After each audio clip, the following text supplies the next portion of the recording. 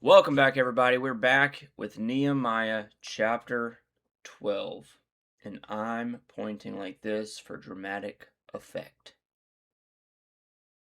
Alright, I'm sorry. Nehemiah chapter 12 is basically the Bible saying, roll the credits, list the cast, and turn your speakers all the way up so that they bump, bump, bump. Am I right? Chapter 12 basically has two main ingredients. There's a whole lot of names, which we're used to by now, right? We're reading through the Old Testament, so we're used to seeing lists of names. But it also has a whole lot of noise for God. So let's get right in. So Nehemiah, he starts this chapter 12, similar to the end of a Marvel movie. Just a long, long list of names. The first 21 verses, in fact, are nothing but names. So you're probably reading through this and you're like, I don't know who half these people are, but God does, and that's important. That's the whole point, isn't it? This is God putting respect on the people who carried the worship, carried the teaching, carried the spiritual burden and leadership through the exile, through the rebuilding, through the chaos. This is Scripture's way of saying that these people are the ones who stayed faithful when Jerusalem was a mess, when Jerusalem was in ruins. There's no hype, there's no platform, there's no YouTube channel, just consistent faithfulness from these folks, and I like it. So let that be a lesson to you, by the way. God keeps receipts on faithfulness, even when nobody else does. Even when you don't think anybody else is seeing what you're doing for the kingdom of God, God will see it, God will remember it. So, with this long list of names, Nehemiah is making it clear that this rebuild wasn't just his thing. This was generations in the making, generations of priests and Levites carrying the spiritual weight. This wasn't a one-man comeback story. This was multi-generational on a lot of different levels, and a multi-generational comeback story. God's purpose, God's plans outlive our timelines. So, you got to ask yourself, what am I building right now? Am I even going to see the payoff for this? Probably not. Maybe not. Maybe so. I don't know. Man, I could be a rapper, for sure. Working on something and not being able to see the payoff is not meant to be discouraging. That is what legacy and God's purpose and kingdom is all about. All right, verse 27. For the dedication of the new wall of Jerusalem, the Levites throughout the land were asked to come to Jerusalem to assist in the ceremonies.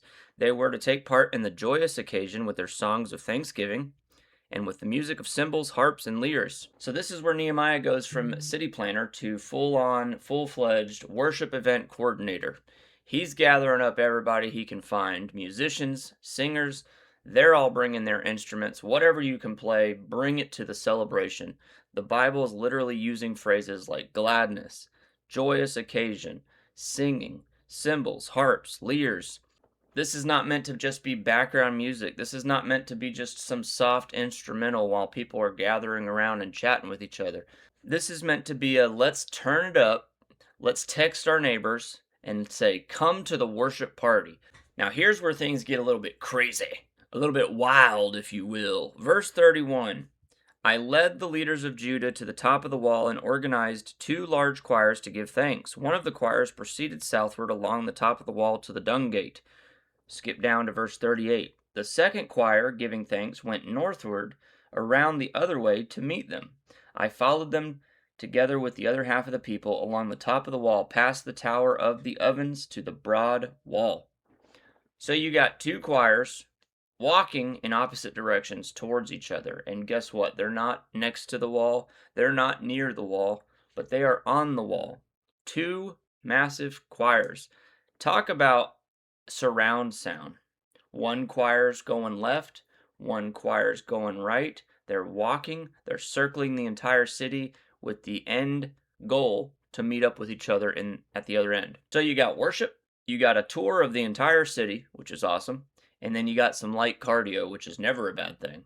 And what does Nehemiah do? Does he get his folding chair out like you see so many soccer parents do at the fields and sit down and just take it all in?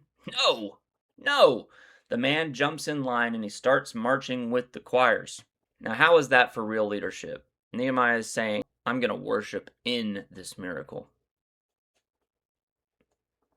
Then verse 43, the Bible drops this line like all nonchalant, like it's no big deal, but it says, many sacrifices were offered on the joyous day, for God had given the people cause for great joy.